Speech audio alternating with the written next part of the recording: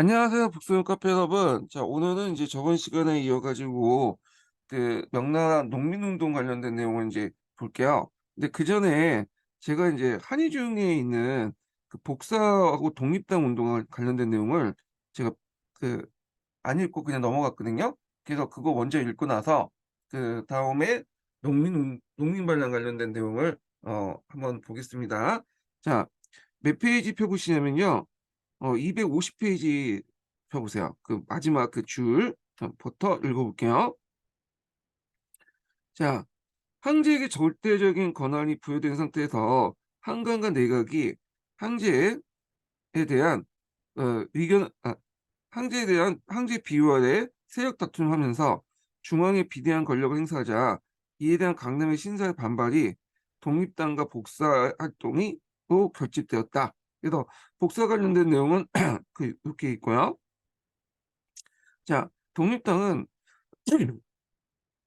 장과정 사후 망려죄의 항태자 체포 문제 등을 주된 쟁점을 당쟁을 벌이다가 사직하고 기항한 전직관인 고영성이 그다음에 무석에 중건한 그 독립선언에서 그 명칭이 유래된다. 즉 강남 신사들이 독립선언을 중심으로 결집되어 중앙 정치에 대한 비판을 전개하면서 이를 독립당이라고 부르게 된 거다. 자, 이들은 불법적인 그 가렴주군 등 모순이 많이 드러나고 있던 한간의 강업세와 상세의 징수를 강력하게 반대했다. 자, 이렇게 징수를 했던 것은 만력제 때 3대 원정이 제일 중요한 배경이 되죠. 네, 독립당은 강업세와 상업세 반대는 지방의 상공업 발달로 생긴 이익을 이때 지방의 상공업 발달로 생긴 이익은 주로 강남 지역이에요. 예. 그래서 강남 지역의 이제 부를 이 중앙 정부로 이렇게 빼가는 거죠. 이거에 대한 저항이었고 지방 중소상공업자들의 이익을 대변한 것이었다. 자, 실제로 그 독립당 인사 중에 중소상공업자 출신도 많았다. 이렇게 했죠. 그래서 강남의 이익을 대변하는 그런 사람들이 중앙정부에서 가져가니까 그 대응을 했고 거기에 이제 뭐냐면 이해관계를 공유하고 있는 그 지방민들이 같이 연합을 하게 되죠. 그래서 이런 것들을 이제 잘 보여줄 사건이 뭐냐면 뒤에 나오겠지만 개독의 변이라는 그 사건이에요. 자, 그럼 보면 자, 중앙의 독립당 관리들은 만령 말기부터 청기 초기 사이에 복잡한 당쟁의 와중에 독립당에 대한 반대하는 여러 파벌들과 각축적으로 어, 해서 세력이 부침을 거듭했다. 그래서 이 독립당 외에도 또 독립당에 또 비독립당, 그러니까 이제 내각이나 이제 한간들이 이제 결합단 그 당이 있거든요. 근데 그 안에서도 또 여러 지역별로 파벌들이 있었어요. 얘네들끼리 또 싸우고 그런 형태였고요. 그래서 청계전 초기에는 한때 득세하기도 했지만 청계전 신임을 얻고 있던 한간 위충호가 비독립당 세력들이 결탁하면서 독립당에 대한 대탄압을 받았다. 독립당은 대탄압을 받았다. 그래야 독립선언을 폐쇄되고 주요 지도자는 거의 다 옥사하고 자살했다. 자, 독립당 탄압에 반발해 소주에서 이제 자발적으로 이제 일어난 민중의 움직임이 개독의 변인데 개독의 변에 된 사건은 여기 있어요.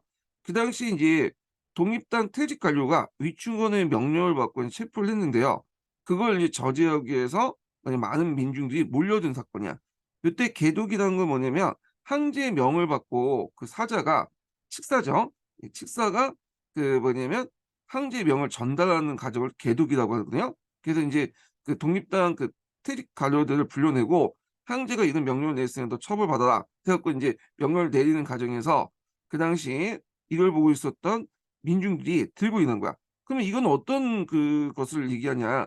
자, 여기 이제 독립당 그 퇴직 관료는 신사계층이고 여기 민중들은 상당수가 이제 신사계층이 아닌 일반 평민들이죠. 근데 자기들 문제가 아니잖아요. 엄밀히 말하면.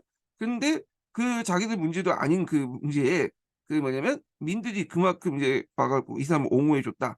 그러면 이 사람들이 심정적으로 이 독립파 퇴직 관료들을 뭐냐면 그 옹호했기 때문에 심정적으로 이제 갔기 때문에 동감하기 때문에 한 거잖아요. 그럼 아까쯤 얘기했처럼 이들의 이해관계와 그다음에 이들의 이해관계가 일치됐고 이 독립파들이 상당히 강남의 어떤 그 전체 이익을 대변했다는 걸 보여주고 있죠. 그러니까 얘네들이 이제 열받아 갖고 이제 그 얘를 잡아가려고 하니까 이제 들고 일어난 거 아니에요? 예.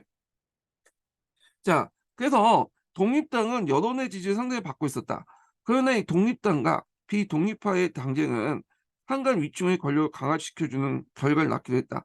청계자가 죽은 후 위충원과 한간파, 이 한간파를 엉단이 나왔는데 탄압이 주요해. 이때 청계자가 죽은 후에 이제 등장한 게 숭정제죠. 숭정제는 이제 위충원을 비롯한 이 엄당들 대부분 뭐냐면 처벌했어요. 그래서 이제 이때 이제 그 뭐냐면 독립파의 이제 명예가 좀 회복을 했는데 세력화의 기회는 잡지 못했죠. 자, 그래서 이제 있고, 자, 안현우는 비독립파 내각이 한간을 군에 파견해 군의 지휘권을 침해하는 부정을 자행하여 민중에 대한 수탈을 강화되어 농민반란이 확대되고 박군은 만주족의 위협이 육박되고 있는 상황에서 이 복사가 출연됐다. 자, 강남의 소장 신사들을 중심으로 조직된 복사는 독립당을 계승해 한간파에 대응하는 정치 활동을 벌였다. 자, 복사는 장거정의 이제 그 서원 탄압 이후 문학을 논하고 과거 시험의 문장 연마를 위해 다수 결성된 문사를 규합한 후소 명의 마지막 황제 순정 때 활동했다. 전국적 2,000명이 넘는 복사 동인들은 과거에도 높은 급제를 볼 관계까지 파벌을 형성해 중앙과 지방의 정치적 영향력을 미쳤다. 처음엔 대회를 열어 단순한 문장 토론에 그쳤다가 차츰 이제 그 한나라 때처럼 인물 평가를 통해서 여론을 형성하고 정치를 비판했다. 이들은 지방간 배척 운동을 고 사직하는 지방간도 나왔고 그 지방간 배척 운동을 사직하는 지방간도 나왔고 한간파 인물들의 정계 복귀가 저지되기도 했다. 자, 독립당이 주로 관료 집단으로 활동이 제한되어 있음에 반해 복사는 하급 신사, 지식인의 다수로서 문장 연구나 명부로 걸고 공공하게 집단 행동을 할 수 있었다. 한때 복사는 자신들의 후원을 받은 내각을 설립시키기도 하고 이 내각 아래 독립당 인사들 복귀되고 한간에 대항해 독립당 정책을 실현하는 논의가 나오기도 했다. 그러나 이 내각도 후에 한간파와 결탁할 복사에 등을 돌렸다. 그래서 이 내각이라는 것은 이제 그 한간파가 아니라 왜냐면 독립파도 아닌 그 제3의 세력이었죠. 근데 이제 이들이 이제 한간파와 이제 그 한간파 대립하는 걸 보고 그 당시 독립당이 이들 지지하게 됐던 거죠. 그렇지만 나중에도 이들도 결국에는 한간파와 결탁을 해버렸다. 이렇게 보시면 될 것 같아요. 그리고 처음 한간에 이제 정치 개입을 범위 금지하고자 했는 순정제도. 그 앞에 이제 순정제 같은 경우에도 이제 그 위충 같은 사람들 되게 숙청을 했잖아요. 그 파들을. 그렇지만 이들도 또 뭐냐면 나중에 그 뭐야 순정제도 한간을 기용했어. 그래서 그 이등패에 대해 상당히 많아요. 예. 그래서 이제 한간을 기용했고 사태를 상당히 잘 못 봤죠. 파악을 못했어요. 그래서 결국에는 이제 나라를 망하게 하는 배경이 됐는데, 자, 요거는 좀 뒤에 좀 다시 얘기할게요. 자, 결국 한간파와 비한간파 사이에 이제 당쟁이 끊이지 않는 가운데 명은 멸망하고 말았다. 자, 독립당과 복사의 활동은 내각과 한간이라는 황제 정치권을 지탱해주는 사적 기구를 통해 지나치게 비대한 중앙의 권력 행사에 대해서 권력의 분할을 내세웠다. 자, 그래서 그 당시 이제 황제 정치권은 내각과 한간을 이제 바탕으로 한 거잖아요. 자, 그런데 이제 이거에 대해서 이제 그 독립당과 복사, 주 강남의 신사계층들이죠. 이들은 이제 이거에 대응하고 권력을 같이 나눠가서 견제를 하자 분권 공치를 내세웠던 거야. 예. 그래서 이제 있는데 자 관료사의 건전한 여론에 입각한 통치를 요구한 것이다. 자 이들의 근거 지역인 강남은 당시 경제적으로 가장 선진적인 지역으로 이갑체체와 면직물, 견직물과 같은 상품 생산이 가장 활발하게 했던 곳이다. 자 이들의 활동은 항촌의 신사가 해체되는 이갑제 기능을 대신해 자율적인 질서를 유지해 가고 있는 강남의 상을 중앙 정치에 반영해 보려고 했던 것이다. 그래서 그런 만큼 이들의 지향성은 지방 분권적인 어떤 특징을 갖고 있고 명이 망한 뒤에 청주가 들어서 강남 신사의 대규모 탄압을 하게 된 것도 지방 분권적 성향의 일침을 가고자 했던 의도였다. 그래서 청나라가 이제 등장하니까 강남 신사들은 망명 정권을 지지했죠. 그리고 이제 반청 활동을 이제 했단 말이에요. 그렇지만 이제 청조가 이게 진압을 했고 진압한 이후에도 이 강남 신사들에 대한 탄압책들이 이제 일어나요. 뭐 주소왕 같은 등등 탄압 정책들이 일어나고, 물론 이제 동시에 이제 청주는 강남 신사들의 어떤 경제적 사회적 영향력이 크다 보니까 또 해외 정책도 하죠. 예. 탄압과 해외를 동시에 진행을 했다. 이렇게 이제 보시면 될 것 같아요. 자, 그러면 이제 명말 때 일어난 이제 농민 반란 관련된 내용을 이제 좀 볼게요. 자, 요 명만 돌림 반란은 그 이자성의 난이 예전에 시험 문제 나왔죠. 그래서 섭종로의 난 같은 것들이 이제 일어났고요. 섭종로 난 같은 경우에는 명말 때 일어난 건 아니지만 하여튼 그 농민 반란들이 일어났다. 이렇게 이제 보시면 될 것 같아요. 아유, 죄송합니다. 제가 이제 아침에 잘 때 에어컨을 틀고 자다 보니까 목이 갔어. 자, 그러면 먼저 동계 관련된 내용을 이제 보고 그다음에 한의중 관련된 내용을 이제 보겠습니다.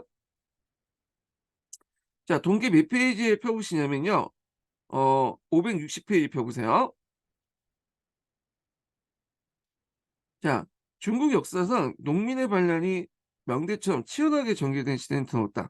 반란의 원인은 무엇보다 명후기 때 계속된 나이 어린 황제와 앙군들, 정치를 개판치는 앙군들이죠. 그래서 이제 등극하여 황제를 둘러싼 간신과 한간의 발언은 중앙 정치에 물론 지방 경제의 극도로 부패한 데서 찾아볼 수 있다. 그래서 이제 그 뒤에 보면 여기 주위에 보면 그 안군에 대해서 이제 설명을 하고 있어요. 예. 그래서 명나라 때 보면 제대로 된 그 뭐냐 황제가 없어. 예. 그래서 뭐 홍무제, 영락제, 그 다음에 이제 뭐 뒤에 홍치제 정도, 요 정도고 실질적으로는 이제 뭐냐면 정치를 그냥 한간들이나 내각에 맡겨버렸죠. 예. 그리고 자기들은 이제 여색에 탐닉하고 부패에 빠졌고 뭐 그렇게는 하는데, 자, 그래갖고 상당히 뭐냐면 무능했다. 전반적으로 이렇게 보시면 돼요. 자, 명나라는 태조의 농민운동으로 건국하고 이재성의 농민반란에 의해 멸망한 왕조가 되었다. 이게 아이러니하죠. 자기가 농민 출신이 만들었는데 농민 출신에 의해서 이재성에 의해서 멸망을 했잖아요. 자, 명중기 이후 크고 작은 반란이 계속되었다. 그 가운데 규모가 큰 농민 반란은 주로 영종과 무종 시대 때 집중됐다. 이는 영종과 무종의 음란한 그 사생활과 한간의 전횡으로 그 사회적 모순이 에서 비롯됐다. 그래서 이제 1435년에 선종이 이제 사망하자 9세 정통제 영조가 즉위했다. 보통 영조는 이제 그 연호가 두 개이기 때문에 되게 이제 영조라는 묘를 쓰죠, 주로. 예. 그래서 이제 선종 한간에 또 왕진이 총리했는데 그의 전에는 그 중앙은 물론 지방까지 이르고 이르기까지 극도 부패 정치가 이제 망연했다. 자, 그래서 이제 그 영종 때 이제 농민 반란이 일어난 것이 드문치는 아니죠. 드문치대. 그 드문치라는 것은 이제 평민 출신이라는 걸 그 이름에서 볼 수 있어요. 등자는 성이고 무자는 어차피 돌림자고요. 예. 그 칠이라는 것은 일곱 번째 자식이라는 뜻이에요. 이 칠자가. 자기 형은 이제 드문 2, 드문 1, 드문 3 이렇게 마구지였다고 보시면 돼요. 이렇게 이제 지은 이름들은 대개 보면 이제 집안이 좀 낮은 평민 출신의 이름이다 이렇게 보시면 되겠죠. 자, 그 1464년에 영종이 죽자, 잠깐 이게 드문치에 나는 뒤에도 이제 한의중 때 일어났지만 이게 최초의 소작인데 일어난 그 반란이거든요. 그래서 나름대 의미가 있어. 이 반란이. 예, 뒤에 좀 다시 얘기할게요. 자, 1464년 영종이 죽자 18세 현종이 이제 즉위했다. 황제는 35세 만기비를 평해하고 그에게 인사권과 군중위를 맡겼다. 또 한간 왕직도 총리가 그에게 정치를 맡기니 부패는 극에 달했고 사회가 어지럽다. 자, 이때 평양상고라는 것은 이제 평양 지역에 아마 양쯔강 중류 오는 날 호남성 부근이에요. 그 지역에 이제 호남성, 호북성 그 부근인데 그 지역에 산림 지역이 있어. 대개 보면 그때 이제 반란 지역이 많이 나는 지역이 뭐냐면 교계 지역이야, 교계 지역. 사성 교계 지역이라고 하는 지역 있죠. 교계 지역이라는 건 뭐냐면 이게 성과 성 사이에 보면 되게 이제 그 강이나 그다음에 산이나 이런 걸 통해서 이제 뭐냐면 경계를 나누거든요. 성의 그 경계를. 주로 이 성의 경계 사이에 사람들이 많이 살아요. 왜냐하면 일단은 요 지역 자체가 사람이 접근하기 좀 힘든 지역이고요. 그다음에 행정구역상 이게 서로 중점된 지역이 많기 때문에 서로 이제 근접 지역이잖아요. 그러니까 이제 간의 영향력이 좀 약간 못 미치는 지역이야. 예. 그래서 이런 데 이제 못 사는 사람들이 많이 들어오게 되거든요. 예. 그러면서 여기에서 인제 여러 가지 또 인제 사회 문제도 일어나. 왜냐면 기존에 살았던 사람들도 있을 거 아니에요. 그래서 이런 토착민과 유이민의 어떤 갈등, 그리고 이제 전반적으로 이제 삶의 질이 떨어지다 보니까 불만들이 많겠죠. 그래서 이런 지역, 뭐냐면 성과 성 사이에 있는 산이나 강, 그다음에 산맥, 이렇게 험한 지역을 중심으로 해 갖고 이렇게 사람들이 인제 모여 살면서 이렇게 여러 가지 이제 사회적 부작용들이 폭발돼 나오기 시작한 거야. 그래서 이런 지역에서 주로 이제 농민 반란이 상당히 많이 일어나요. 이게 명나라 때. 그거는 인제 인구 이동하고 또 관련돼 있어요. 인구 이동도 인제 명나라 때는 요쪽 지역에 많이 가거든요. 예. 그래서 요거는 나중에 이제 인구 이동할 때 좀 얘기할게요. 형양상구는 인제 그 명칭에서 볼 수 있듯이 이런 교계 지역에 위치한 지역이다. 이렇게 보시면 되고, 자 이때 이제 유통이 반란을 일으켰어요. 그 이난에 참여한 유민들이 1,000만 명에 이르렀으며 명후기 때 이 농민 반란도 그 규모를 헤아릴 수가 있었다라는 거죠. 자 1505년에 호종이 죽자 여기 무종이 즉위하는데, 이 무종도 인제 문제가 있는 황제죠. 그래서 인제 무종은 그 유군 등 8명 한관을 총리했는데 이걸 이제 파고라고 해요. 파고. 팔개라고 하죠 또. 이때 인제 일어난 농민 반란이 뭐냐면 유육과 유치대 형제 반란이에요. 예. 그래서 인제 있는데 이 유육과 유치대 형제 반란도 여기 보시면 6자 7자가 들어갔죠. 예. 평민스럽죠. 6번째 자식, 7번째 자식 이렇게 하는 거야. '형제가 반란을 일으켰다.' 이렇게 보시면 될 것 같아요. 자 그래서 인제 이렇게 있고, 그 외에도 인제 여러 반란들이 있는데 이거는 뒤에 좀 있고 요것만 좀 보면요. 하나 더 추가하냐면 섭정론에 나 있어요. 요거는 한의중하고 뭐냐면 그 신동기에 없는 난이거든요. 근데 이게 제가 왜 이거 소개시켜 드리냐면 요게 예전에 한번 11년 기출 문제에 나왔어, 이거. 그래서 이게 15 세기이기 때문에 좀 약간 명나라 초중기 때 관련된 반란이에요. 자 이거는 뭐 때문에 일어났냐 배경을 보면, 그 당시 인제 관리들이 녹봉으로 은을 지급하니까 은의 수요가 늘어나서 은강산이 개발이 돼요. 그래서 당시 인제 관료와 부상이 은강 채굴의 독점을 해서 그 당시 인제 섭종령이 애써 개발한 강산을 폐쇄시키거든요. 그래서 인제 반발해서 난을 일으킨 거야. 그래 갖고 인제 이걸 섭종령의 난이 인제 은 보급하고 관련돼서 일어난 난이다. 농민 반란이다. 이렇게 보시면 될 것 같아요. 그래서 이런 것들이 인제 뭐냐면 예전에 기출문제 나왔으니까 이름 정도는 좀 기억을 해 두시면 될 것 같아요, 배경하고. 예. 자 그다음에 이제 넘어가서요. 자 한의중을 보자, 한의중. 자 명말중 농민 반란과 명의 멸망을 볼게요. 자 명중기인 영종 때 통곡변의 변으로 명의 기틀이 밖으로부터 위협받고 있을 때 복권에서 두문치의 난으로 안정된 한청 사회 질서가 동요되었다. 이렇게 했죠. 자 여기 보면 이제 두문치의 난이 있는데 두문치의 난은 여기 관련된 설명이 있으니까 볼게요. 자 지주 소작제가 발달해 있던 복군에서 소작인들이 지나친 부담을 경감시켜 달라는 요구에서 출발해 농민 반란을 발전했다. 자 이들에 호응하여 강부 출신 비적 집단 각지 농민들이 봉기에 수십만이 반란에 가담했고 주동자의 드문치의 패해 죽은 뒤에 상당히 오랫동안 저항을 계속됐다. 자 여기에서 이제 앞에서 이 드문치에 나는 역사적 의미가 여기 나왔죠. 자 이는 중국 사상 최초의 소작인 폭동이라는 의의를 갖고 있다. 이렇게 이제 볼 수가 있어요. 자 그래서 이제 이후 명말기 때 이르기까지 떠돌이 유민들이 국법을 어기고 입산 금지 지역에 들어가서 개청 동민한, 그러니까 입산 금지 같은 경우에 사성 경계 지역 그런 거죠. 경계 지역 안에 있는 산맥이나 이런 데 들어가 갖고 인제 했는데 여기는 항상 이제 사회적 불안이 이제 항상 있는 지역이야. 거기에서 인제 뭐냐 일어난 평양의 난, 악정에 시달렸던 유유, 유칠의 형제가 주동한 난, 유유, 유칠의 난이라고 하는데 요 난도 여기 인제 한간하고 이거 관련된 거야. 한번 볼게요. 자 유유, 유칠의 난은 한간의 내무 요구를 거부해 억울하게 도적 누명을 쓰고 토벌의 대상이 된 육시형제가 도적의 무리로 들어가 반란을 일으킨 이나는 한간의 행포와 부패를 잘 보여주고 있다. 그래서 상동, 하북, 그 다음에 하남, 상서, 강서, 호북 등지에서 행행한 이들을 진압하느라 북부와 관련 지방재정이 고갈될 정도였다. 이렇게 있고요.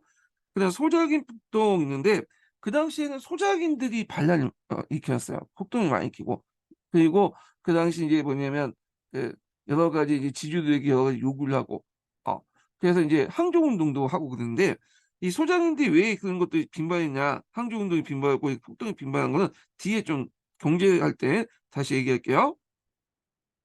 자, 한간의 세금 징수에 대한 대항의 폭동 등은 밑으로부터 크고 작은 폭동과 반란이 계속되었다.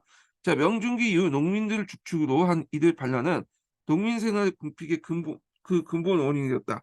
게다가 한간의 부패와 가혹한 조세 수탈이 농민들의 궁핍을 더욱 가속화시켰다. 자, 그 명의 멸망을 몰고 간 명 말기 때 농민 반란 직접적인 원인은 기근에 의한 기업 폭등이다. 그래서 청계제, 그러니까 이거는 이제 그 뭐와 관련된 설명이냐면 이자성 난랑 관련된 설명이에요. 이자성이 이제 반란을 일으킬 때 이자성만 반란을 일으켰던 게 아니라 곳곳에서 반란을 일으켰죠. 그리고 그들끼리 또 연합을 해가지고 또 조직을 만들었어. 예. 그래서 그 과정에서 이자성이 주도권을 장악하고 그 다음에 병나라를 공격을 했던 거죠. 그때 이제 그 대규모 그 반란들이 일어났던 그 배경에 대해서 지금 얘기를 하고 있는 거예요. 첫 번째 단락은요. 예. 그래서 그 내용을 보겠습니다. 예.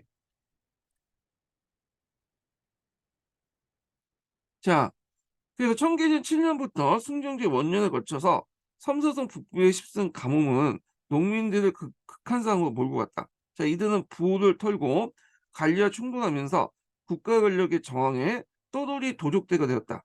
반란군의 군주인 농민뿐만 아니라 제때 배급을 받지 못하는 병사들, 마적 집단까지 가담해 각지에서 세력을 확대해 나갔다. 자, 명조는 처음에 이들을 항복시켜 식량을 주어서 원적지로 보내주는 초무책을 쓰다가 반란군이 계속 세력을 유지하자 강경진압책으로 썼다. 그래서 병사 출신으로 반란군에 들어간 이재성은 여러 반란군 세력들 모아서 명군에 대한 통일적인 작전에도 합의를 도출하는 데 큰 역할을 하면서 두각을 나타났다.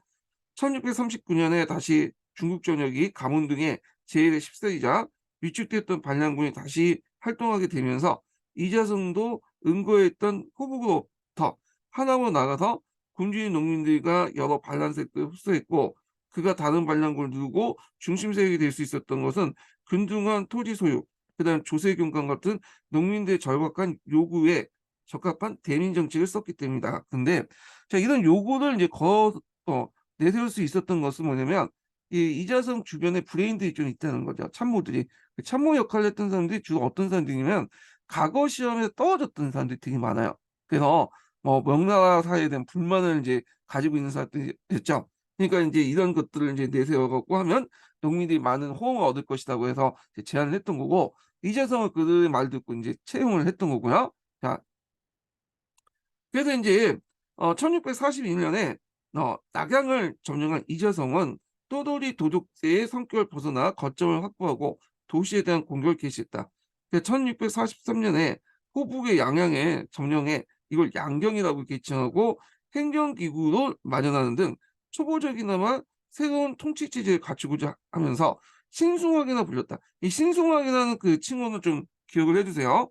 이 사람이 이제 순이라는 그 국가였거든요. 그러니까 당연히 이제 그 왕의 명칭도 신숭왕이라고 자칭했겠죠. 예. 그래서 이게 대순이라고 이제 연결돼 있죠. 요게 예전에 중요한 건 아니지만 기출 관련돼서 이제 언급됐어요. 예. 그래서 뒤에 이제 보시면 장영춘이라는 사람하고 이제 있는데 장영춘이 이제 그 세운 나라가 있어. 그런데 이제 그 이걸 이제 그 누구야?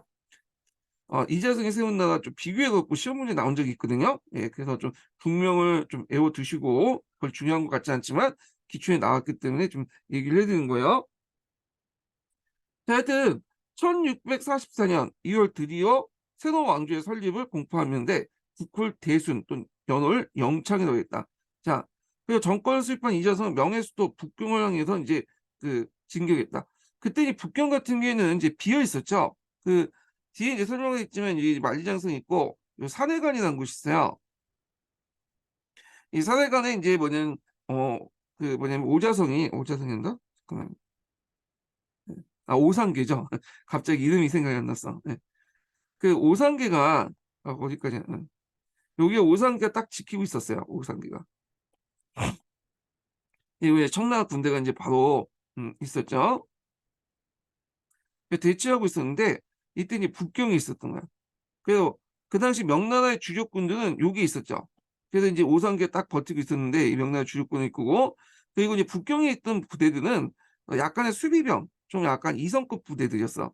근데 이재성의 반란이 여기 오니까 이제 뭐냐면 북경이 위험에 처해져. 그렇다고 해서 오상계 부대를 뺄 수도 없고 그러다 보니까 이제 공격을 받고 이제 그 당시 순경제가 대처를 제대로 못해가지고 결국에는 경산에 올라가서 자살을 하게 돼요. 그래서 이자성이 이제 뭐냐면 북경에 입성하게 되죠. 명을 멸망시키고. 그러니까 이제 오상계의 이제 처지가 이제 예민한 거죠. 오상계 입장할 때는 앞뒤로 이제 공격을 받는 이제 형태잖아요.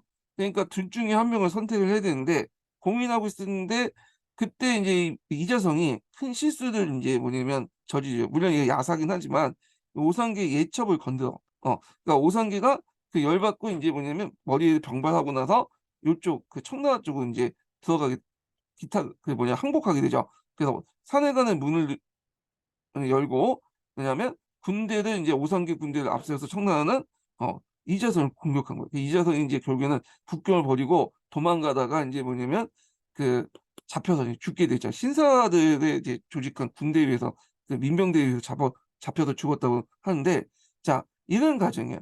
그래서 이때 이제 청나라가 이제 뭐냐면 병력을 입고 이제 그 북경을 점령하고 나서 이제 그때 이제 그 청나라에 들어왔던 그 군대를 이끌었던 사람이 그 도르곤이라는 사람이거든요. 뒤에 좀 얘기하겠지만 그래서 이제 이 사람이 이제 여기에 가서 이제 그 순정제의 시체를 찾아서 제사도 지내주고 우리가 이제 명나라의 원수를 갚아주겠다. 그런 명목으로 이제 뭐냐면 계속 남진을 하게 돼서 중국 전역을 이제 지배를 하게 되죠. 그 과정에서 이제 강남에서 낭령 정권이 형성이 되고 그들도 이제 저항을 했지만 낭령 정권 저항했지만 결국에는 뭐냐 진압되고 말죠. 예, 그런 과정인데 요 명나라에서 이제 청나라로 넘어가는 이제 정치적인 어떤 변화 과정이 예전에 기출 문제 2번이 나왔어요. 그래서 요거 꼭 기억을 좀 해주세요. 예. 자, 그러면 이제 계속 읽어보겠습니다. 자, 여기 보면 이제 정권을 수립한 이자성은 명예수도 북경을 향해 진격했다.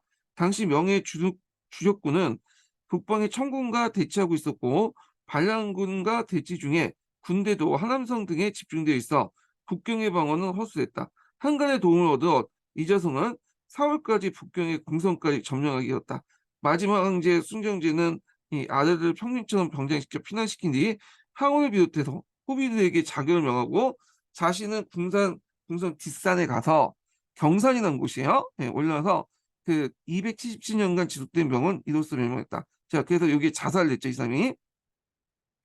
자, 북경을 차지한 이자성은 세왕조의 체제를 정비하고자 했으나 권력이 취약한 데다가 직접적인 지배 영역도 제한돼 있었다. 그는 결국 청군을 막기 위해서 북서쪽으로 파견되어 있는 명나라 장군 오상계와 결탁한 청군의 싸움에서 패해 북경을 버리고 다시 떠돌이 농민반란군 신세를 전락해 퇴각을 하다가 다음에 자살로 끝을 맺었다. 근데 이거는 자살했다는 설도 있고 다른 책에서는 뭐 공격을 받았다. 그래서 이제 죽었다. 그런 또 있어요. 그래서 하여튼 있고 이재성과 마찬가지로 병사 출신으로 반란군에 가담한 뒤 독재적 세력을 키워 1644년에 사천성 성도에서 왕도를 세우고 그 한계 자리에 오는 사람이 장영춘이라는 사람이야. 근데 이 장영춘은 되게 좀 특이하게 뭐냐면 사천성에 들어와서는 밖으로 나가진 않고 그 사천성에 있었던 많은 사람들 죽여요. 특히 신사계층들 많이 죽이거든요. 자, 그러니까 이제 이거에 대응해서 지주의 무장세력과 오상계의 공격으로 장영충도 약화되어 결국에 전사고 말았다. 장영충도 예전에 한번 그 기출문제 11년 기출문제 그 지문으로 한번 언급됐어요. 그 사람들이 세운 나라 장영충이 세운 나라와 관련돼서 그래서 장영충 정도는 이름은 외워두세요. 자, 이로써 명만의 농민반란군은 명을 멸망시키는 데 성공했으나 자신의 새 왕조를 유지하고 이민족 왕조의 청에 유지하지 못했고 이민족 왕조인 청의 중국 지배를 불러오게 되었다. 그래서 이제 있고요. 그 다음에 이제 넘어가서 동양사 개헌 관련된 내용을 좀 볼게요. 자, 1627년에 시종이 23세 죽고 이복 동생 의종, 그러니까 순정제죠. 순정제가 18세에 제위에 오르니 명의 마지막 황제였다. 자, 의종은 영명하고 개혁의 뜻을 품고 한강 위충을 비롯한 간신을 주사하고 독립당을 등용하는 국정쇄신을 가감히 추진하고 했다. 그러나 각지에 일어난 농민 반란은 걷잡을 수 없는 방향으로 진행되었다. 즉 만력 15년에 전후로 하여 파산 농민들이 무리를 구협하여 반란을 일으켰으며 하남 지방에서는 정부의 곡식을 타치하고 강소, 안희, 복권 일대의 전호들은 항조운동을 전개했다. 자, 명말 숭정시대 때 농민반란은 섬서 북부에서 시작됐는데 이 지역은 이미 만력시대 때 가중과 노역에 시달리던 농민의 도망자가 속출했다. 1007년에 선서 지방에 급심한 재해가 몰아닥쳤는데 지연이었던 장두연은 재해와 상관없이 종전대로 지세를 이제 강요하니 그 농민인 왕의 성동으로 장두연을 살해하고 농민 반란에 서막을 했는데 이때 순종 원년 때 이렇게 이제 농민 반란 세력들이 하나 이제 뭉치게 되죠. 그래서 이제 왕가련, 고영상, 장영충 등이 가담해서 그 세력이 커졌다. 자, 이들 막기 위해서 이제 명예 조정에서는 홍순주를 그 총사령관으로 하여 국경 수비를 맡고 있던 병력만을 제한 정권을 동원해서 반격에 나섰게 됐고, 자, 이때 이제 그 반란군은 평양에 집결해서 대책을 강구했는데 평양에 집결해서 이제 대책을 강구한 내용이 강자 중국사에 나와요. 그 회의 내용이. 근데 이게 별 중요하지 않으니까 이거 넘어가고 그러니까 장수들의 의견이 일치하지 않았다. 이때 이제 이자성이 나서서 적극적인 공세를 주장했다. 그 후 이제 고영성과 이자성의 부대는 명주의 발상기 봉양을 공격하여 그 당시 왕릉을 파괴하니 명주의 의신이 큰 손상을 입게 됐다. 이 봉양은 어느 곳이냐면 그 홍무제의 고향이에요, 고향. 예. 그리고 이제 이 봉양 관련된 내용이 예전에 기출문제 나왔거든요. 홍무제의 정책 중에 하나가 뭐냐면 강남 지주들을 그러니까 자기가 이제 수청했던 그 홍무제가 수청했던 많은 강남 지주들 그 뭐냐면 봉양으로 강제 이주시켰어. 그리고 그 강남 지주들이 가지고 있었던 땅을 그 농민들이 나눠줬죠. 그래서 이는 강남 지주의 이제 3인 지역으로 봉양이 예전에 한번 시험 문제 나왔거든요. 예. 그래서 이제 있고 그때 이제 왕릉이라는 것은 봉양에 있었던 왕릉은 당연히 누구예요? 홍무제의 왕릉이겠죠. 홍무제. 예. 그래서 이제 파괴하니 이 명나라 위신이 떨어질 수밖에 없죠. 특히 순정 9년에 승왕이 전국에 체포되니까 이제는 이제 이 반란 연합 집단들을 이자성이 이끌었다. 이렇게 보시면 돼요. 자, 이재성 군대는 한때 위기에 몰렸으나 지식인이었던 이항과 우금성 등을 맞아요. 앞에서 얘기했지만 이제 이항과 우금성은 과거를 시험을 보다가 몰락한 사람들이야. 네. 그러니까 사회적인 어떤 불만이 많을 수밖에 없잖아요. 그러니까 이자성에 대한 어떤 그에 들어가서 참모 역할을 하면서 이자성이 어떤 이제 브레인 역할을 해줬던 사람이다. 이렇게 보시면 되고 예전에 이제 과거제도의 모순점 관련돼서 얘기할 때 이렇게 과거제도에서 떨어졌던 많은 지식인들이 사회 불만을 품고 반란을 가담하거나 반란을 일으킨 게 있어요. 예. 홍수전도 그렇고요. 그다음에 항소도 그렇고, 그다음 이항과 우금손도 이자성이 나는 이렇게 가담을 했잖아요. 이런 것들이 이제 과거제도 모순점으로 예전에 한번 동양사 그 전에 동계에 나와 있어요. 그 주에 나와 있어요. 예.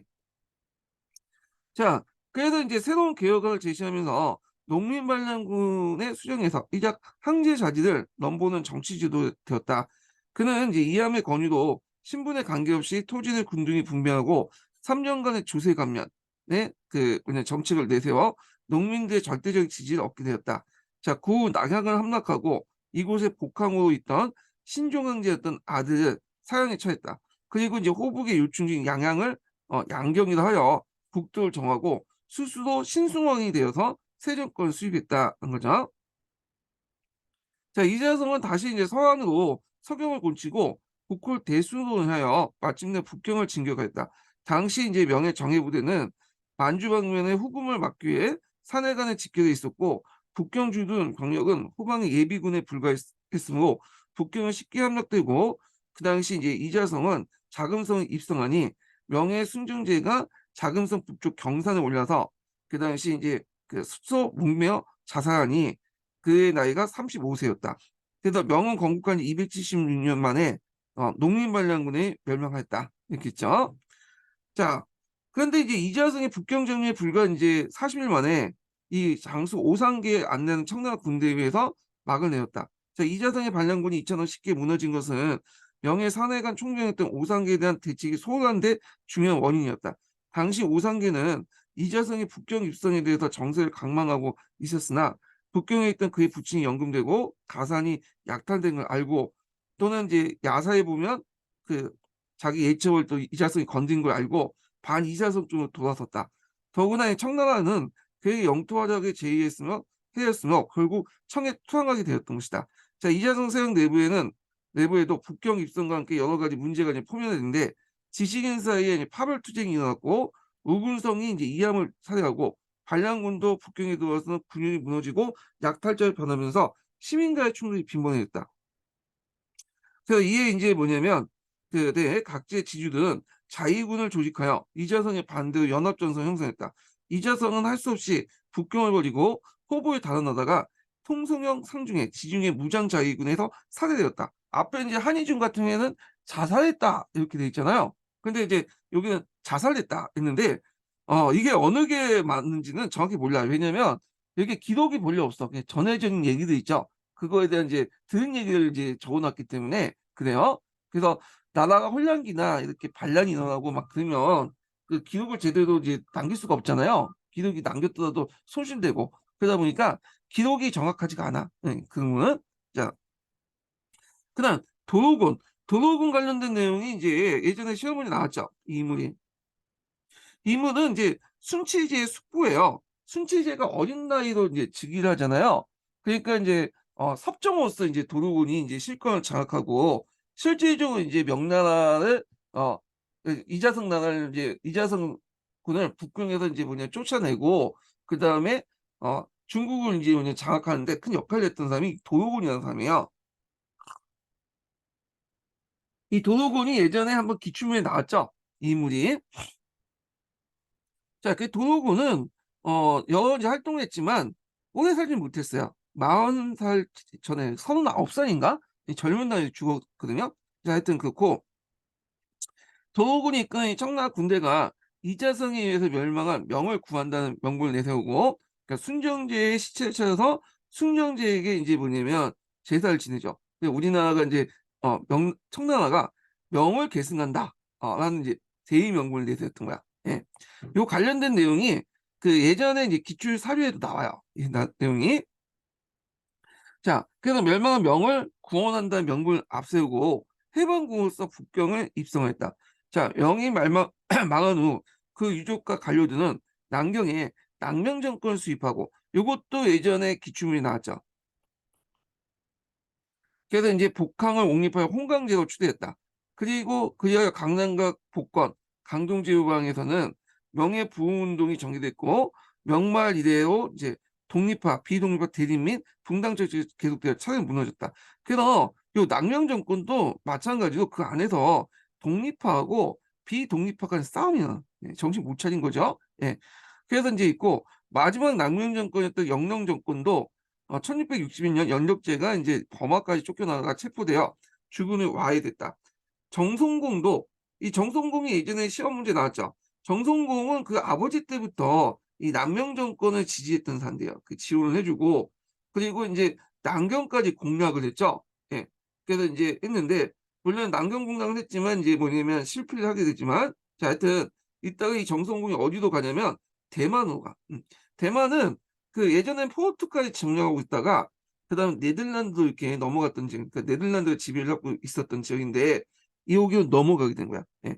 그러면서 여기를 기반으로 해서 네덜란드 이제 물리치고 대만을 장악하면서 반청 복명 운동을 전개했다가 그 정송공의 손자 때인가요? 손자 때 강희제 때 평정되죠.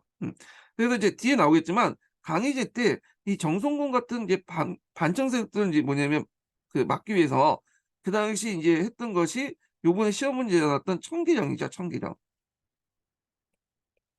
요거는 나중에 뒤에 좀 다시 얘기를 할게요. 자, 그래서 이제 이런 내용도 있고 명예멸망과 한인 유학자의 대응을 볼게요. 자, 명만의 이제 역사적 성격을 이제 보면요. 자, 명나라 멸망의 이제 역사적 성격을 보면 명예멸망은 중국 역대 왕조의 멸망과 비교할 때 몇 가지 독특한 성격을 가지고 있다. 첫 번째를 보면 명은 그 중국의 한민족 왕조로서 마지막에 해당하는 점을 들 수 있다. 자, 이민족이 지배했던 몽골의 원나라를 무너뜨리고 한민족의 그 왕조를 부활했으나 다시 이민족의 만주족의 청나라를 다시 빼앗긴 왕조가 됐다. 그래서 원나라와 청나라 중간 사이는 한족 왕조였다. 이렇게 보시면 될 것 같아요. 그다음 두 번째로는 영원 한민족의 농민 반란군 이자성에서 에게 먼저 나를 망한 다음에 그 틈을 타서 중국의 해방군을 도왔던 청나라가 한민족을 정부한 특수성이 있다. 그러니까 명나라 같은 경우에는 그 청나라한테 망한 게 아니에요. 이자성한테 망한 거야. 그리고 나서 이제 그 약한 고리를 파고들었던 것이 청나라죠. 자, 그래서 한민족이 망하고 다시 이민족의 지배를 받았다는 이중적 멸망사가 중국의 단원 왕조에 찾을 수 없는 이유다.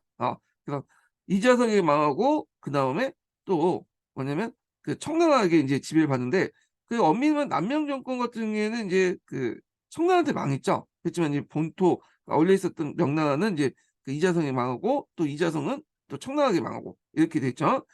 그다음 또한 이제 명나라는 건국 초기부터 이제 황제 독재 체제를 강화하기 위해서 무수한 관료도 학자를 처형했다. 뿐만 아니라 제도조 삼성을 없애고 육부 황제 직속으로 하여 황제권을 강화했다. 명 일대 무능하고 용용한 황제의 등장으로 내각과 한간이 국정을 논란했다. 그 결과 유능한 관료와 우수한 학자들은 정치 일선에서 배제되었다는 거죠. 자, 그래서 이제 이렇게 있고 이 명나라 멸망에 대해서 한인 유학자의 대응 같은 게 볼게요. 그 예전에 이제 나왔던 것이 항조이가 이제 그 명의대방론 같은 책을 썼거든요. 그리고 이제 이 명의대방론 내용이 시험 문제에 좀 나왔어요. 그래서 예전에 항조이가 이제 비판했던 내용 중에 크게 이제 두 가지 내용이 있는데 하나가 이제 뭐냐면 그 홍무제가 재상제도를 폐지했다. 그걸 이제 비판했던 거고요. 두 번째가 이제 영락제가 원래 남경의 수였는데 남경을 버리고 북경을 갔다. 그것 때문에 여러 가지 이제 문제점이 생겼다. 그래서 이제 그 관련된 내용이거든요. 그리고 예전에 이제 항저우 관련돼서 나온 게 또 뭐냐면 항저우의 반청운동 관련된 내용이 한번 그 아주 오래된 객관식 기준에 나왔어요. 그래서 이거 한번 볼게요.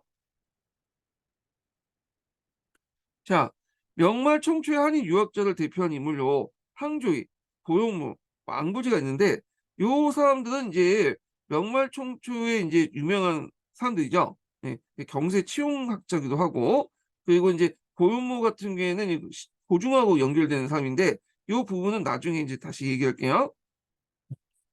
자, 이들 세 사람 중에 명말 총추의 유학 3대사로 이제 존경받았다. 이들 세 사람은 명예 멸망 당시에 이들의 장녀로 항조이는 35세였고 고용은 32세, 왕부지는 28세 청년이었다. 자, 청나라 군대가 강남에 침입했을 때 이들은 분명히 이에 저항했다. 특히 청조가 포한 변발령은 이게 상당히 문제가 많았죠. 변발은 이제 그 청나라 그러니까 이제 이런 그 수렵이나 유목민족들이 이제 주로 하는 거죠. 말을 이제 타기 위해서 머리를 이제 날리면 안 될 거 아니에요. 그래서 머리를 이렇게 돼지머리처럼 이렇게 뒤에서 따고 위는 밀고 그런 것을 변발이라고 하는데 자 이거를 이제 한족대에 강요했어. 이걸 왜 강요했냐? 한족대 복종의 표시로 강요했던 거야. 그러니까 이제 이런 것들이 이제 뭐냐면 한인 유학자들에게는 상당히 자존심이 상했던 거죠. 그래서 병반은 오랑캐 풍습으로 병반은 자체가 지식인의 굴욕이었다. 병반에 대한 심리적 반응은 일반 서민과 지식인 사이에 커다란 차이가 있다. 지식인 가운데 변반한 걸 수치스럽게 생각해서 머리를 깎고 중이 되는 사람이 또 있었다. 1643년 청주의 강나치 입대 항조인은 난을 피하여 공항인 절강성 여유에 돌아가 젊은이 수백 명을 모아서 새춘용을 조직하고 자 여기 이제 새춘용 관련된 내용을 좀 기억을 해주세요. 예전에 기출문제 나왔죠. 영이라는 것은 군대 영자니까 새충이라는 군대를 조직했다. 이렇게 보시면 돼요. 자, 그래서 청군에 이제 저항하나 실패했다. 그는 무적으로 명나라를 부흥시킨 일은 현실적으로 어렵다고 판단하고 학문에 전념하는 것이 청에 대항하는 일이라고 판단하여 평생 학문에 종사했다. 그런데 항저우의 학문은 결국 관념점이 아니고 결렬한 체제 비판을 포함한 실천적인 학문이었다. 그냥 이러한 그의 학문과 사상을 단적으로 보여준 책이 유명한 명의대방론인데 요거 꼭 기억을 해두세요. 요거 시험 문제 두세 번 나왔어. 예. 그래서 이제 앞에서는 재상제도 폐지라든지 남경의 수도의 북경을 옮긴 걸 비판했고, 그리고 예전에 또 나왔던 그 꼭 확신하지 않지만 관련된 내용이 뭐냐면 그 당시 이제 은혜 유입이 되지 않아서 물가가 올랐다. 그래서 이제 청계령 관련된 내용이 있어요.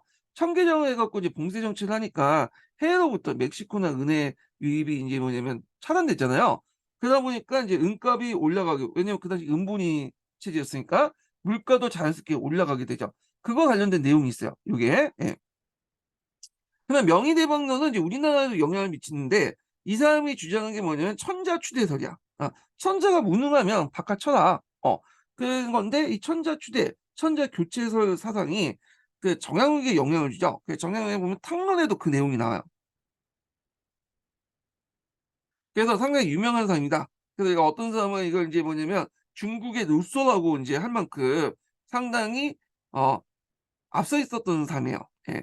근데 이제 그 늘소는 이제 근데 문제는 늘소가 이제 뭐냐면 항저우가 늘소보다 좀 더 앞서 있는 그 태어나긴 더 빨리 태어났거든요.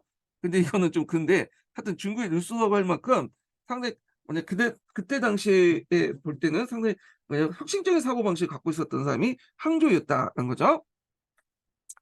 자, 그다음 고연무인데 고연무는 이제 고중하게 이제 선구자죠. 이 사람은. 그래서 이제 항저우보다 3살 아래로 남직에서 본상형에 이제 태어났다.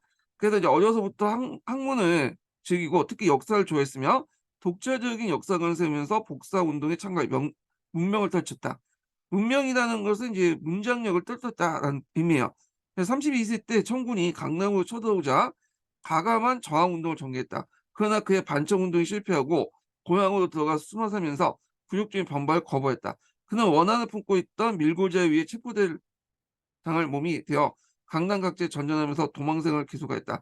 그가 이제 고향에 돌아서 그 저술 생활에 전념하기까지 20년이 걸렸고 마침내 필생의 대작이었던 일지독을 저술했다. 자, 일지독 되게 중요하죠. 이것도 외워두세요. 예. 그다음에 마지막에 이제 왕불인데 이 호남성 회양 출신으로 1642년 향시에 합격했고 이듬해 해시에 나가려 했으나 전란 때문에 포기했다. 명만의 관리가 되었으나 관료의 부패, 타락, 극심한 당정에 절망하여 고향으로 돌아와서 이제 연구 전수를 연구 저수를 정념했다. 이렇게 했죠. 자, 어떤 분은 뭐 여기 향시에 합격했는데 해시에 합격하지 못하고 이제 중앙에 최종 합격하지 못했는데 왜 거슬러 할 수 있었냐 이렇게 하신 분도 있어요. 근데 명하고 청나라 때는 이 향시 그러니까 거인만 돼도 하급 관료가 될 수 있었어요. 왜냐하면 그 당시에는 지방 인구가 늘고 이게 이제 지방 행정단위가 세분화되잖아요. 그러다 보니까 이제 지방간을 다 뭐냐면 거기에 그 과거 합격자를 파견할 수가 없었어요. 그러다 보니까 향시만 합격해도 자기가 원하면 오늘날 말하면 부급이나 7급 공무원 정도 이렇게 해당하는 지방 관료로서는 등용할 수 있었어요. 그리고 이 사람이 능력에 따라 중앙 관료까지 올라갈 수 있었고요. 그래서 그런 통로 이제 갖고 이제 올라갔던 대표적인 사람이 청나라 때 자종당이라는 사람이야. 자종당.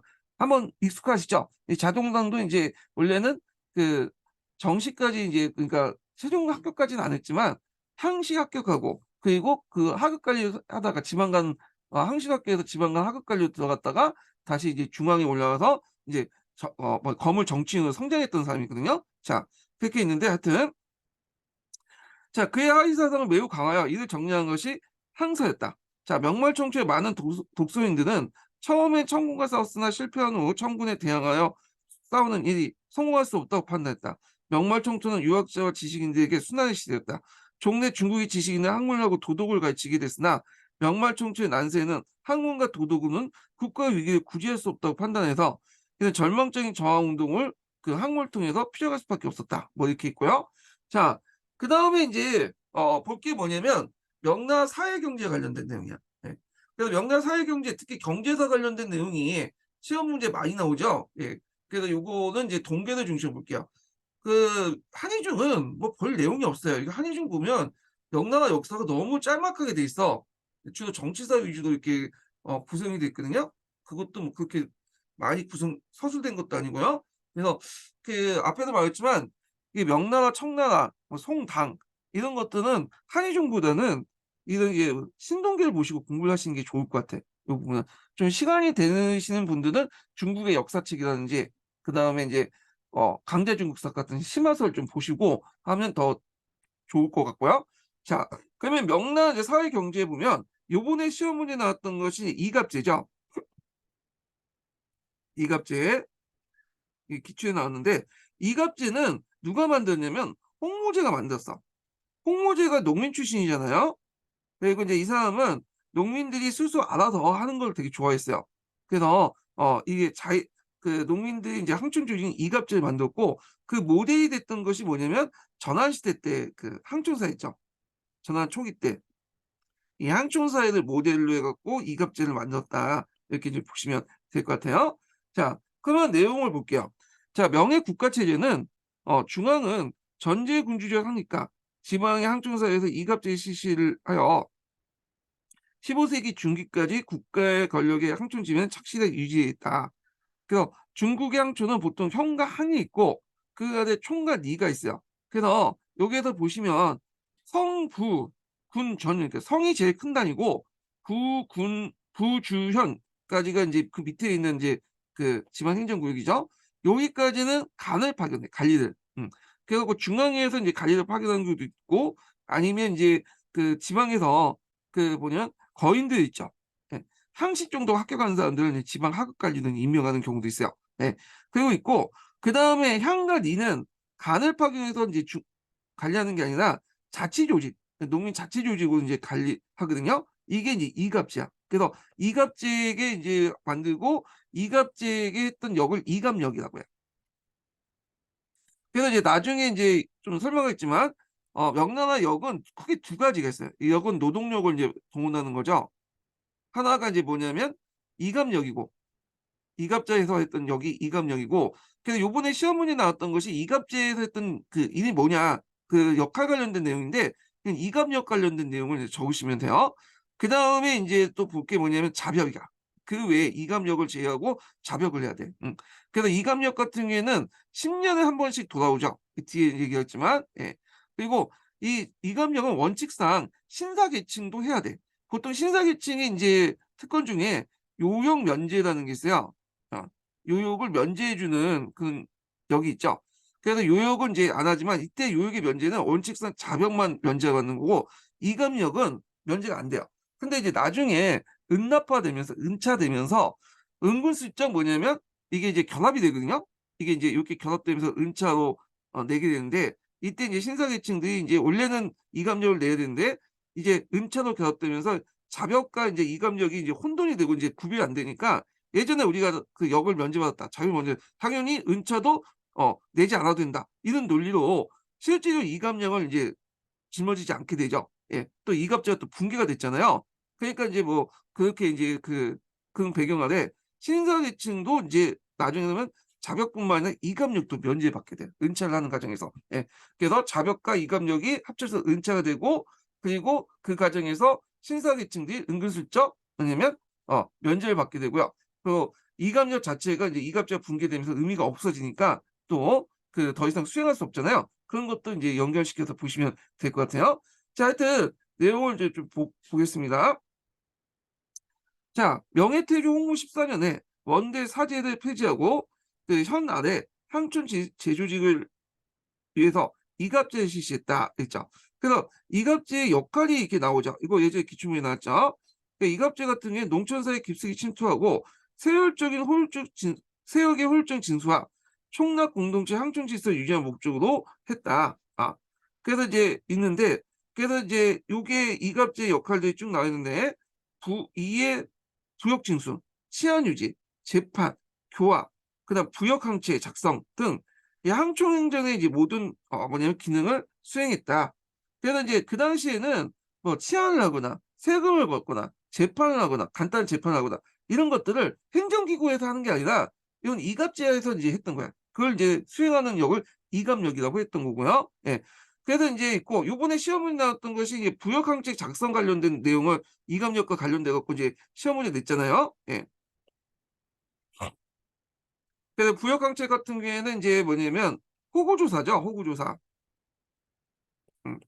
그래서 이제 이렇게 인제 있는데 요거 기억을 해 두시고 어떤 분은 어림도책이 답이 아니냐 이렇게 답을 제시하신 분도 있는데 아니죠. 어림도책은 이 이감력이 아니에요. 그거는 인제 그 뭐냐면 어 그 이감력이 아니라 이건 중앙에서 간접확인해서 파악한 거야. 이게 되게 어림도책이 토지대장을 이제 작성하는 거잖아요.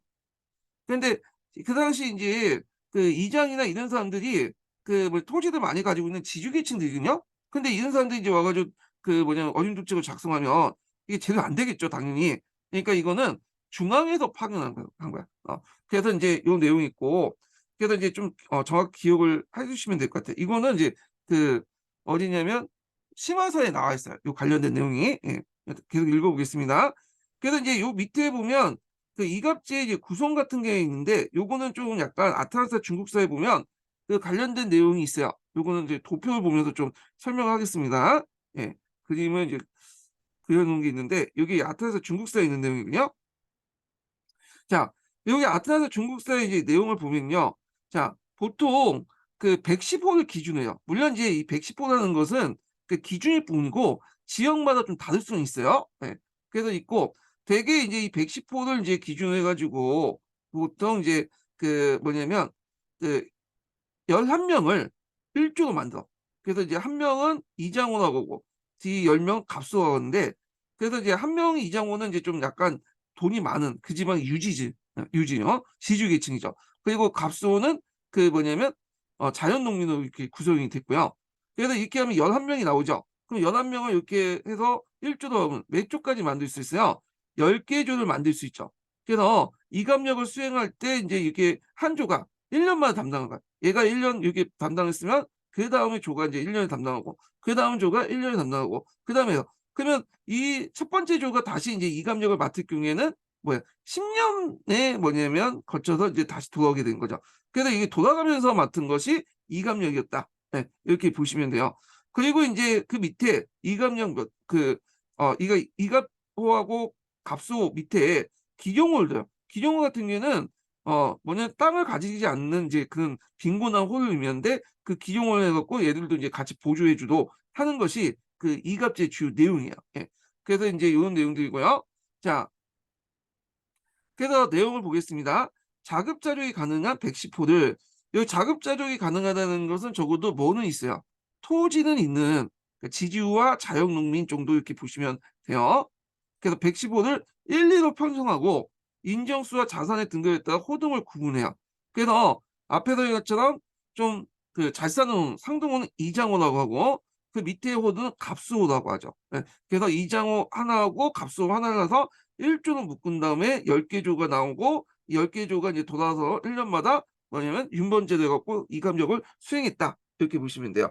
자, 그 소작농과 농민이 소유하지 못한 호는 기용호라고 했다. 그래서 인제 115에 덧붙였다. 그래서 이건 이갑제 조직 구성과 관련된 내용이에요. 예. 자, 매년 이장 1 명과 갑수 10 명은 이제 이갑역을 수행이 되는데 요 관련된 내용이 인제 앞에서 언급한 것처럼 기출문제 나왔던 거죠. 이갑역. 이거 외에도 되게 많아요. 여기는 이제 대표적인 것들만 적혀 있는 거고 요것은 제가 인제 나중에 기출문제 분석할 때 다 적어 놓을 거거든요. 그래서 그건 참조를 해 주시고요.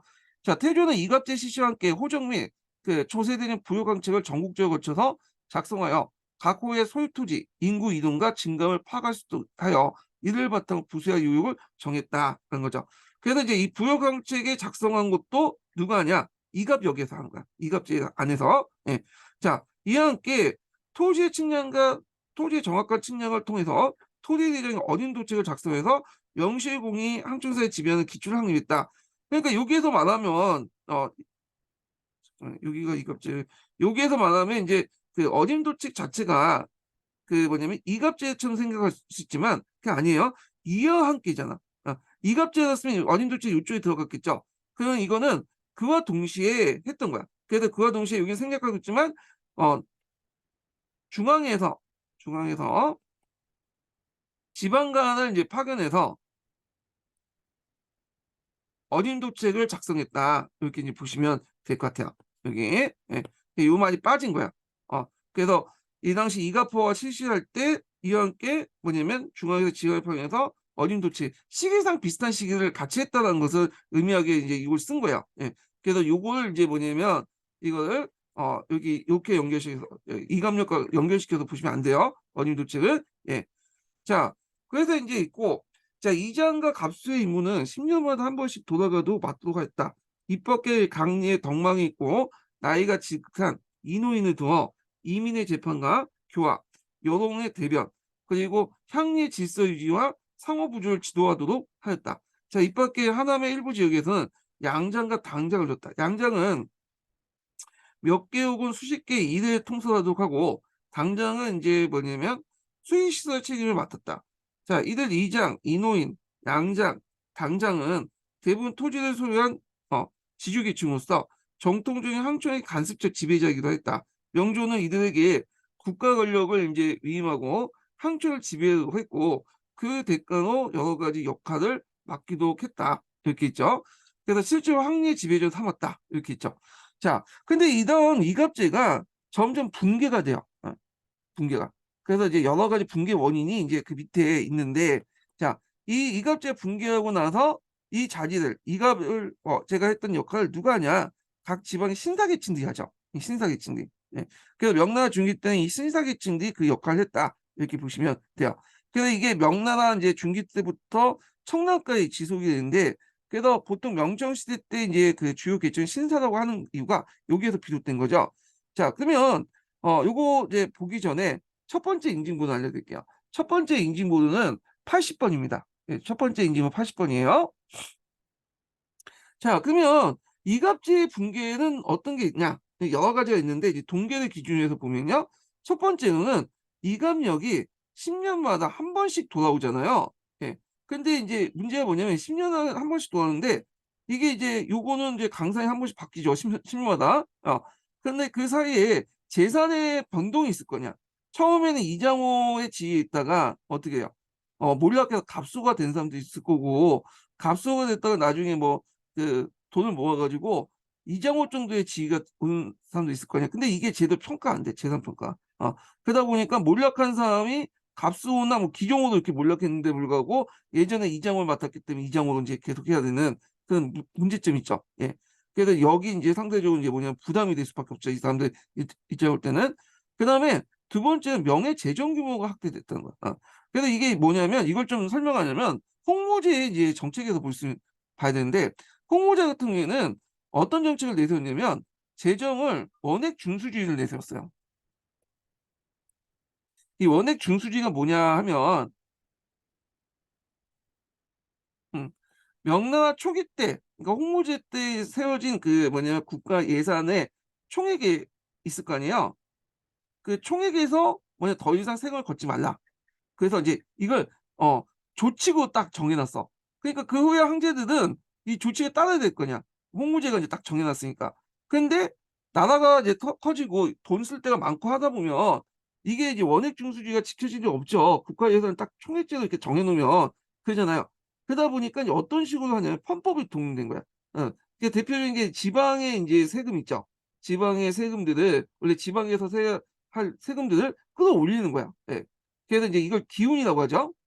그래서 이제 그러다 보니까 이제 지방세금은 이제 줄어들 수밖에 없고 그러면 또 이 지방 재정을 운영하기 또 잡세가 이제 부과되는 거죠. 그 다음에 이제 뭐냐면 역을 있죠. 역을 이제 뭐냐 은차로 해가지고 해갖고 이 돈을 또 뭐냐면 중앙에 끌어들이는 거야. 자 등등 해가지고 여러 가지 방법을 해갖고 이 원액 중수주의 지킨다는 명분 안에 이 지방세금을 끌어들이고 역을 은차로 해갖고 또 끌어들이고 하면서 이게 재정 규모가 실제로 확대되기 시작한 거야. 그러다 보니까 이제 예전에는 이감력도 원래는 별로 그렇게 심하지 않았어요. 근데 나중에 이제 이감력이 앞에서 말했죠. 여기 은차되면서 이제 뭐냐면 그들에게 많은 이제 돈을 이제 부과하게 되잖아요.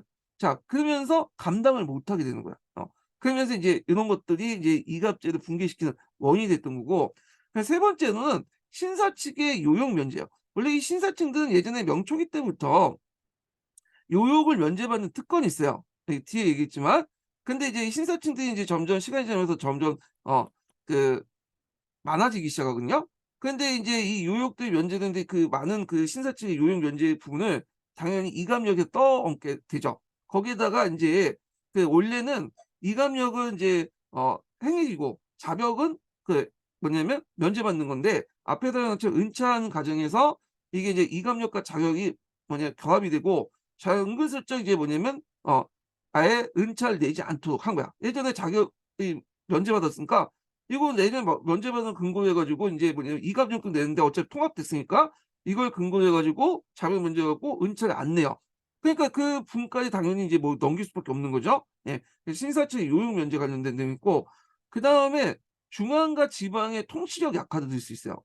세금이 이게 중앙과 지방의 통치력이 약화되면 세금이 잘 안 거치고 불공정하게 거치겠죠. 이런 것도 있고, 그다음에 인제 신사층이 인제 여러 가지 명목으로 인제 자기가 이제 했던 세금도 있죠. 신사층은 요역은 면제받긴 했지만 지세나 이런 것들은 내야 되거든요. 근데 이걸 농민에게 부담을 시키는 경우 있고, 그래서 인농이 형성이 일어났고요. 그다음에 이제 상품화폐 경제 발달로 사회적 양극화가 일어나 지역적 사회적 양극화. 그러다 보면 계층 변동이 많아지고 지역 안에서도 잘 사는 지역인 다음에 못 사는 지역 있잖아요. 그러니까 못 사는 지역 같은 경우에 이정후와 잘 사는 지역 갑수는 엄연히 잘 사는 지역 갑수가 더 돈을 많이 버는 데 보내도 똑같은 역을 부과하는 거야. 그러니까 이런 것들이 이제 문제점이 생겼다. 여러 가지 이제 문제점 등으로 해서 결국에는 이갑제가 붕괴됐다. 이렇게 이제 보시면 될 것 같아요. 자, 그러면 이제 볼게요. 자, 이갑제에 기반으로 하여 명초에는 사회적 비교적 안정되었다. 그러나 명의 건국 후 100 년이 지난 명대 중기인 15세기 중엽 후기부터 16세기에 거쳐서 점차 이갑제가 변질 해체되었다. 특히 16세기에 접어들면서 명제 사회는 경제적 발전에 따른 농촌사회의 급격한 병역이 일어났다. 자, 이갑제 해체의 몇 가지 원인을 보면, 이갑제에선 지배층은 이장, 이노인, 양장층이었으나 이들에게 맡겨진 이갑 전역, 아까 이갑력이 있었다고 했죠. 10년에 한 번씩 윤번제였으므로 부역 징수 업무가 고정되지 못하고 이에 따라 부역 징수에 차질을 가졌다. 그래서 왜 차질을 가졌냐? 재산 등급의 변화도 있지만 또 하나가 이제 여기 설명을 안 했지만 그치? 이게 1년마다 10년마다 한 번씩 이제 하기 때문에 여기를 제대로 이제 수행하지 않아요. 질질 끌다가 다음 다음 그 팀에 넘겨. 그럼 다음 팀도 역을 제대로 수행하지 못하고 다음 팀에 넘겨. 그러니까 이런 식으로 하다 보니까 이게 이제 제대로 일이 진행이 안 돼. 거다가 재산 등급도 아까 전에 상품화폐 경제 정동이라든지 발전이라든지 등등 해 가지고 이 여러 가지 재해나 질병 또 전란 등으로 해서 계속 바뀌죠. 자, 이와 함께 명예재정부가 계속 확대되어 국가재정과 관련된 은혜에 대한 수요도 증가되고, 명초에 비교적 가벼웠던 부역이 점차 늘어난 농촌사회에 압박하면서 이갑제를 붕괴시킨 결과 같다. 아까 얘기한 것처럼 원액 중수지를 내세우면서 지방세금을 끌어들이고, 역을 은차하는 과정에서 은차된 역을 상당히 많이 부과하면서 또 끌어들이고, 그러다 보니까 이제 상당히 부담이 컸던 거죠. 그다음에 항신층, 항신이라고 하는데 신사죠. 보통 이제 명청 시대 지배층을 신사라고 하잖아요. 근데 신사라는 명칭이 그 당시에 써있던 명칭은 아니에요. 후대 학자들이 보기에 이 당시 그들 집단들을 이제 그 지방에 있었던 그런 지주층들 어떻게 부를 것이냐 가지고 논쟁이 있었는데, 이때 어떤 사람은 신사라고 부르자, 어떤 사람은 향신이라고 부르자 해 가지고 이제 논쟁이 일어나. 그래서 이 신사와 또는 항신을 부르는 사람이 있어요. 근데 똑같은 계층들을 어떤 성격에 따라서 부르냐에 따라서 이제 달라지는 거야. 그렇지만 똑같은 계층이에요. 요 부분은 좀 나중에 얘기할게요. 이 신사계층과 항신계층 용어에 대한 설명은. 자, 명예항신계층 15세기 때 갑자기 등장한 건 아니고 명총부터 있었죠. 명총부터. 향리에서 현직, 퇴직, 후직 등 간직 경력자, 이걸 신이라고 해. 신. 그다음 과거제와 학교제도를 매개로 나타난 거인, 감생, 생훈 같은 학위 소유자가 있어. 사라고 해. 그래서 이런 특권층이 항신층을 형성했다. 그래서 이들이 요역을 면제했는데 초창기 때는 그렇게 뭐냐면 많지는 않았어요. 근데 시간이 지나면서 이 특권층들이 점점 이제 늘어난 거야. 그러면서 이들이 이제 국가로부터 우면의 특권을 봐요. 우면이라는 것은 아까 했지만 요역을 면제받는 거죠. 요역 중에 이감력을 면제받고 했는데 이들이 이제 은차가 되면서 이감력과 자격이 이제 통합돼서 은차가 되잖아요. 그래서 은근슬쩍 자격이 예전에 면제받던 이유로 해 갖고 은차에도 면제받는 그런 시스템이에요. 자, 특권을 누리고 사회적 영향을 행사하면서 부역을 기피했다. 이 밖에도 이제 그 신사층과 상인은 도시에 거주하면서 부재지주로서 또 부역을 탈면을 했던 것도 있고요. 예. 그리고 이제 이런 것도 뭐 지세 같은 거 있죠. 지세는 이거 세금을 내야 돼. 어. 그래서 이 지세 같은 거는 이제 그 내는 건데 이 지세도 소작인들에게 적용되죠. 그러니까 이제 이갑제의 분계 대상이 됐던 거고 이 때문에 이장, 이노인, 상촌 등의 비특권 지주 증가, 소농민들은 자기 부담에 이들 우면, 그다음에 그 탈면 이렇게 있죠. 그래서 우면이라는 건 자벽, 그다음에 탈면이라는 이감력. 그래서 이제 말을 잘못했네요. 그래서 하여튼 그 우면과 탈면까지 이제 하게 되었다. 그래서 우면은 원래 자격으로 이제 면제받는 거고 원래 내야 할 세금 이감력까지 면제를 또 받았죠. 은차하는 과정에서. 그래서 이장호는 갑수 중에서도 세역 부담이 피하여 그 도망간 자가 생기며 그 몫을 부담하게 되어 이들이 몰락이 더욱 심해졌다. 그래서 이장호 같은 경우에는 이제 그 좀 이 비특권 지주잖아. 근데 자기들이 이제 신사계층이 아니기 때문에 신사계층들이 인제 했던 그 여러 가지 역이나 타면이나 우면한 역이나 아니면 신사계층의 지세까지도 부과되고 등등 여러 가지 이제 세금도 부과되고 인제 등등 해 갖고 하다 보니까 이들이 도망간 사람들이 많아. 예. 그러다 보니까 그 밑에 있는 인제 뭐냐면 말을 잘못했네요. 제가 다시 할게요. 예. 제가 설명하다가 말을 잘못해서. 자, 이장호 몰락과 관련된 내용인데 자, 이장호는 갑수호가 도망가는 것이 있잖아요. 갑수호는 이제 생활이 그 뭐냐면 어 별로 안 좋잖아. 경제 능력도 상실하고 그러니까 역을 부담하기가 당연히 힘들단 말이에요. 그러다 보니까 이제 우면하고 탈면 거기에다가 이제 앞에 이제 여러 가지 지세, 소작인들이 이제 부과되는 세금 있죠. 이게 원래는 지주가 내야 되는데 이런 등등 해 갖고 너무 이제 감당하기 싫으니까 도망가잖아. 그러면 이걸 이제 도망간 후에 부담을 누가 되냐면 이장호가 돼요. 그럼 이장호도 어떻게 되겠어요? 몰락할 수밖에 없겠죠. 그러다 보니까 전반적으로 이갑제가 붕괴돼. 자, 그 외경이 됐던 것이 인제 앞에서 신사계층들이 당연히 물어야 하는 세금들 역들을 그 뭐냐면 그 이장호와 갑수에게 부과하면서 이런 문제점이 생겼다. 이렇게 보시면 될 것 같아요. 그 결과 호등에 따라 요역이 할당되었던 당시 이갑제제가 그 모순이 드러나서 붕괴되었다. 자, 이와 함께 15세기 중기 이후에 중앙과 지방의 통치의 약화로 관리의 부정부패가 어 만연하고 정부에서 토지와 호구에 대한 정확한 파악이 어렵게 되었다. 따라서 이 비트권 지주든 돈으로 간직이나 학연을 매수하거나 왜냐하면 이들이 신사계층들이 인제 돼야지 이런 여러 가지 이제 특권을 누릴 수 있잖아요. 종족 결합으로 신사가 되려고 했고 그 길이 여의치 않으면 뇌물로 부역 형태로 변주해서 자기가 이장호인데 불구하고 갑수로 이렇게 해요. 그래서 인제 이런 식으로 해 갖고 했고 이렇게 뭐냐면 부역과 역이 탈면된 것을 다시 갑수 같은 농민들에게 전가돼요. 그러면 당연히 이들이 또 도망가죠. 예. 그래서 이런 문제점이 났다. 그래서 만약에 중앙 정부와 지방의 통제력이 강해졌으면 이런 것들이 제대로 일어나지 않겠죠. 근데 약했기 때문에 이런 것도 통했다는 거죠. 그래서 명중기 이후에 자작농뿐만 아니라 이장, 양장어제 몰락하면서 농촌이 항폐되고 계층 분화 형성이 촉진되면서 그 당시 이제 이갑제도가 붕괴될 수밖에 없었다. 이렇게 이제 보시면 될 것 같아요. 그러면 이제 이갑제가 붕괴되고 그리고 이제 이갑제를 이제 이감력을 이제 감당하지 못해서 사람들이 막 도망가고 다른 지역 도망가고 그거에 대해서 이제 16세기 때 어떻게 이제 대응하느냐 요게 이제 3번 관련된 내용인데 그래서 여기서 이제 보시면 어떤 식으로 대응하냐면 원래 명나라 같은 경우에는 도망간 후는 원칙 원적 반환주의야. 그래서 원래 살았던 그곳으로 다시 반환하는 그 원족 반환주의를 채택했는데 이게 제대로 안 되니까 너무 많이 도망가니까 인제 현실 인정하고 원적 반환주의를 뭐냐면 원칙으로 하지만 완화된 형태로 부족주의를 인제 했어요. 그러니까 객민주의라고 하죠. 그러니까 그 지역에 살고 있는 사람이 있으면 그냥 거기에 호적을 이제 넣도록 하는 이게 내세움으로 바뀌었고요. 그다음에 인제 이갑제의 역할을 좀 대신할 수 있는 게 필요하잖아요. 그러다 보니까 이제 한약이나 고갑제 이런 것도 있고 그리고 또 1 년에 인제 조세 개혁을 하죠. 그래서 뭐 10단법부터 했고 1 조편법까지 조세 제도를 하고 이 조세제를 응납하고 합치고 하면서 단순화시키고 그 인제 작업들을 해요. 그 과정들이 상당히 복잡하거든요. 그래서 요런 것까지 다 기억하면 너무 인제 뭐냐면 복잡해지고 뭐 시험 문제도 잘 안 나오고, 그러니까 예전에 같이 1 조 편법 정도는 이제 기억을 하시면 돼요. 1조 편법은 이런 여러 일련의 조세 제도를 일종의 완결시켰다. 이렇게 보시면 돼요. 예. 그래서 인제 이렇게 있고, 그다음에 인제 이런 내용도 좀 있고, 또 마지막으로 또 신사층의 요역 우면 특권이 있죠. 그래서 요역을 뭐냐면 우대해 주거나 면제해 주는 특권이 있잖아요. 이런 것들을 좀 제한을 둬요. 예, 제한을. 그래서 인제 이런 여러 가지 정책 등을 통해서 그 당시 이제 이갑제가 이제 붕괴된 후에 일어난 항촌사의 문제점을 해결하려고 했다. 이렇게 이제 보시면 될 것 같아요.